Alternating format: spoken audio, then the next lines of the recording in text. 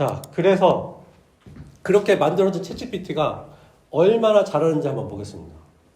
그래서 이것을 그냥 다 잘한다고 알고 있지만 그래도 실험적으로 증거를 남겨야 되지 않겠습니까? 그래서 MIT에서 생성형 인공지능의 생산성 효과에 대한 실험적 증거라는 실험을 합니다. 어떻게 했냐면요. 실험자 444명을 모집을 합니다. 이 444명은 마케터 혹은 뭐 컨설턴트, 데이터 분석가 혹은 매니저 이런 사람들로 구성된 사람들을 모집을 합니다. 그래서 이 사람들한테 보고서를 작성하게 해요. 그 보고서는 약 시간이 20분에서 30분 정도 그 정도 걸리도록 보고서를 작성하게 합니다. 그런데 한 번만 작성하는 게 아니라 두 번 작성하게 합니다. 처음에 작성하게 할 때는 챗GPT 쓰지 못하게 하고요.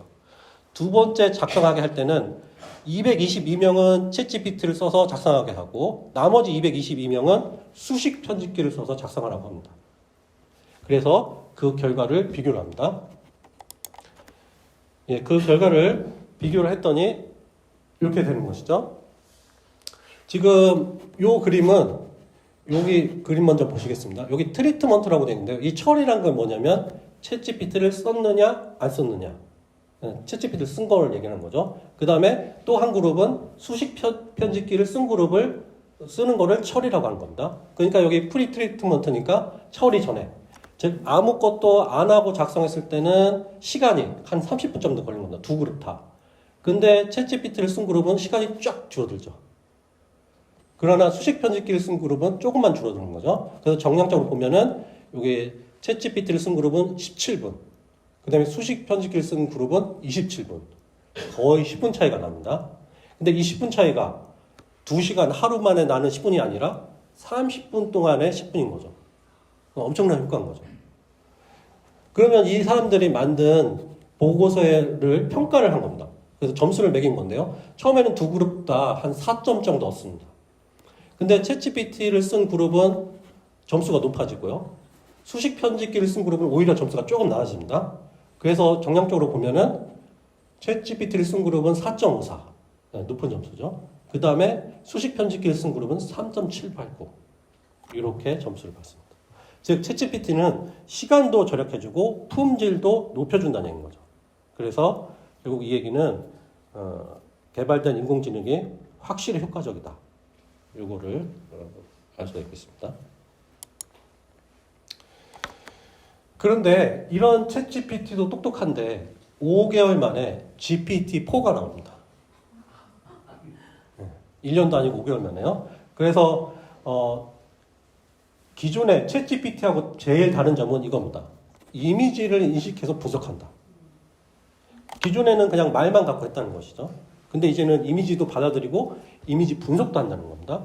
그리고 또 기존의 챗GPT는 3,000단어, 한 A4지 한 8장, 10장 정도겠죠. 그 정도 단어를 입력할 수 있었던 거에 반해서 이 GPT-4에서는 25,000단어. 그냥 조그만 책자 한 거는 다 들어간다는 거죠. 그거를 입력받을 수 있다는 얘기입니다.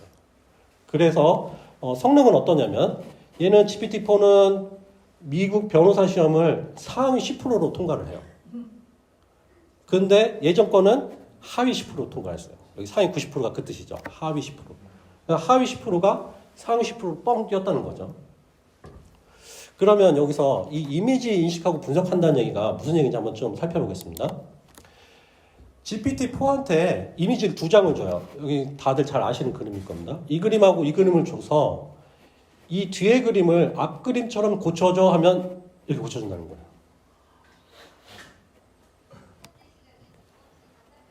그 다음에 여기는 이제 웹페이지를 만드는 사람이 손으로 웹페이지를 그려줍니다. 이렇게 그려서 GPT-4한테 주고서 이거를 만들 수 있는 코드를 짜줘. 그러면 이렇게 짜준다는 거예요. 그 코드를 실제 돌려보면 이렇게 나오고요. 또 그냥 그림만 넣고 설명해줘 하면 그 그림이라고 설명도 해주고. 또 이거는 이제 저 같은 사람이 많이 쓰는데요.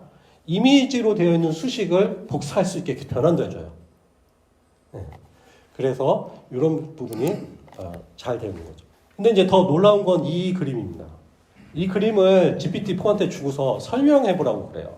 그랬더니 이거는 핸드폰이고 이건 모니터 라인입니다. 그리고 이건 모니터 라인 그 단면이고 여기는 모니터 라인을 포장한 겁니다. 이렇게 다 잘 설명을 합니다. 그리고 나서 GPT-4가 뭐라고 하냐면 핸드폰에 모니터 라인이 연결됐기 때문에 엉터리 내용이어서 사람한테 웃길 수 있습니다. 이렇게 됩니다. 이 얘기는 뭐예요? GPT-4가 사람들이 왜 웃는지를 어느 정도 이해하고 있다는 것이죠. 웃음 원인. 그래서 이 부분이 좀 놀라운 부분이라고 할 수가 있겠습니다. 그 다음에 이거는 이제 GPT-4가 프랑스어로 된 물리 문제를 영어로 푸는 모습입니다. 자, 그래서 이런 GPT-4를 그러면 이제 어떻게 쓸 수 있느냐? 그 중에서 가장 강력한 것이 이 API라고 말씀드렸습니다. 저희가 아까 카톡으로 GPT-4나 GPT-3를 쓴 것이거든요. 그게 어떻게 되냐면 이 API 때문에 가능하다는 거죠. 그러면 API가 뭐냐?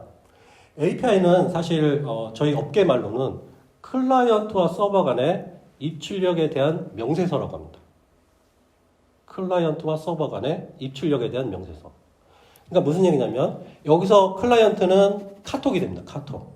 서버는 챗GPT가 되고요. 그런데 이 두 관계 사이에 입출력, 입력 데이터, 그 다음에 출력 데이터의 방식을 정해놓은 것이죠. 그러니까 카톡에서 아수겁이라고 부르는데요. 아수겁에서 챗GPT한테 문장을 주는데 그냥 주지 말라는 얘기인 거예요. 내 형식대로 줘. 그런데 내 형식은 이러한 것이야. 라고 밝혀놓은 거죠. 그렇게 받아오면 챗GPT는 그거에 합당하게 결과물을 준대 이 결과물의 형식은 이렇게 되어 있다고 아수겁한테 알려주는 거예요. 그 알려줬기 때문에 아수겁은 그 결과물을 받아서 결과물이 뭐겠습니까? 아까 봤던 단어 벡터. 실수로 된 단어 벡터들을 받아서 우리가 알고 있는 문장을 바꿔주는 거예요. 왜냐면 챗GPT가 그 형식을 다 얘기해줬기 때문에요. 그래서 그 형식이 담아있는 것이 API라고 합니다. 그래서 챗GPT가 API를 배포했다는 말은 다른 모든 프로그램들이 챗GPT를 연결해서 쓸 수 있다는 뜻입니다. 그러면 반대로 이번엔 플러그인이라는 걸 생각해봤습니다. 반대니까 뭐겠습니까? 아까는 다른 프로그램들이 챗GPT를 연결해서 쓰는 건데 이번에는 챗GPT가 다른 프로그램들을 땡겨서 쓰는 거예요. 그렇죠? 아까는 챗GPT를 다른 프로그램들이 쓰는 거라면 이번에는 챗GPT가 다른 프로그램을 쓰는 거예요.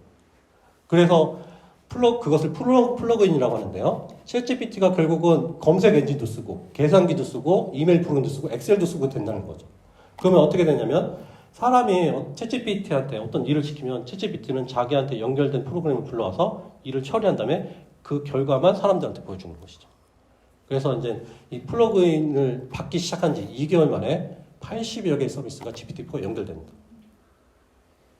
그러면 이 난리 부르스, 즉 모든 사람들이 다 GPT를 써서 뭔가 하려고 하거든요. 이 난리 부르스가 왜 일어나느냐? 그 원인을 조금 상세하게 조금 보겠다는 얘기인 거죠. 그걸 한번 이렇게 살펴보겠습니다.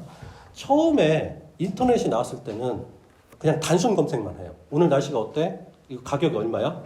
명료한 단순 검색인 거죠. 그것을 룩업형이라고 합니다. 그 다음에 하는 검색은 뭐냐면 탐사형 검색인데요. 인터넷에서 뭘 할지를 몰라요. 아직 결정을 안 했어요. 그런데 인터넷을 돌아다니면서 보다가 뭘 할지를 정하고 싶은 거예요. 그래서 인터넷을 두루두루 돌아다니는 겁니다. 그래서 그거를 탐사형 검색이라고 합니다. 그러면 이제 밑에 하이브리드형이 나오는데요. 하이브리드형은 이 룩업형하고 탐사형을 합친 것을 얘기합니다. 네, 그래서 얘가 내가 컴퓨터를 구매하고 싶다. 분명한 목적이 있죠. 컴퓨터를 구매하려고 인터넷에 들어갔는데 어떻게 됩니까? 많은 컴퓨터들을 탐사해야겠잖아요. 그렇죠? 많은 컴퓨터들을 재원을. 그래서 이런 것을 하이브리드형이라고 합니다. 그런데 챗GPT는 룩업도 탐사도 하이브리드도 아니라는 거죠. 생성형인 거죠. 그러니까 뭘 검색해달라는 게 아니라 뭘 만들어달라고 하는 겁니다. 네. 검색이 아니라 이제 뭘 만들어줘 이렇게 되는 거예요.